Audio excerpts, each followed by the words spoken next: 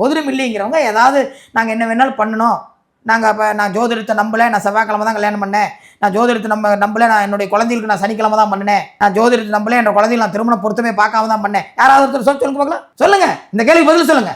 இல்லை கடவுளே இல்லைங்கிறாங்க, கோயிலில் வச்சு கல்யாணம் பண்ணல, நாங்கள் என்னங்க பேசுறதுக்கு சரி, ஜோதிடம் இல்லைன்னு பேசுறதுக்கு சரி, அதெல்லாம் அவங்க தான் ஜோதிடத்தை ரொம்ப நம்புறாங்க. அந்த ரகசியத்தெல்லாம் நாங்கள் வெளியெல்லாம் சொல்ல முடியாது. ஏன்னா நான் ஒரு ஜோதிடர், அவர்கள் ஒரு வாடிக்கையாளர்கள், அளவாக தான் நாங்கள் சொல்லணும். ஜாதகத்தை பார்த்து கல்யாணம் பண்றாங்க, பண்றவங்களும் இருக்காங்க, ஜோதிடத்தை வாய் வழியா சொல்லுவாங்க, உள்ள நம்ப மாட்டாங்க அப்படின்னு ஒரு விஷயம் சொல்றீங்க.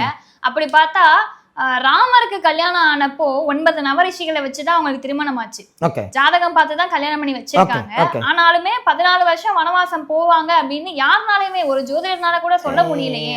அப்ப எப்படி நான் வந்து இந்த ஜாதகத்தை நம்புறது அப்படின்னு கேட்கறவங்களும் நிறைய பேர் இருக்காங்க. இப்போ உங்களை பார்த்து ஒண்ணு கேள்வி கேட்கிறேன்.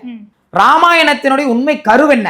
ஒரு தனி மனிதனுக்கு ஒரு பெண் குழந்தை பிறந்தால் அந்த பெண் குழந்தை தான் அந்த தகப்பனுக்கு முழுசு, உலகமே அந்த பெண் குழந்தை தான் அப்படிங்கிறது தான் கரு.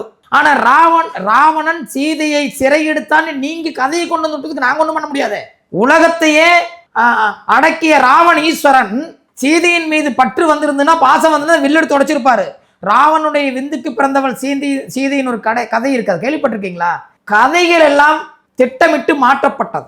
இடையில வந்த நபர்கள் யாருன்னு சொல்ல விரும்பலைங்க. யாரும் இடையில வந்தவங்க அவங்க வாழணுங்கிறக்காக வேண்டி, அவங்க உலகத்தை ஏமாத்தணுங்கிறக்காக வேண்டி மாற்றப்பட்டதான் கதை. அதனால நீங்க புராண கதைகளோட போய் நீங்க ஜோதிடத்தையெல்லாம் இணைக்கும் போது அதெல்லாம் நிறைய பேச வேண்டியது வரும், நல்லா இல்லை. அதனால அதெல்லாம் சும்மா பேசுறதுங்க.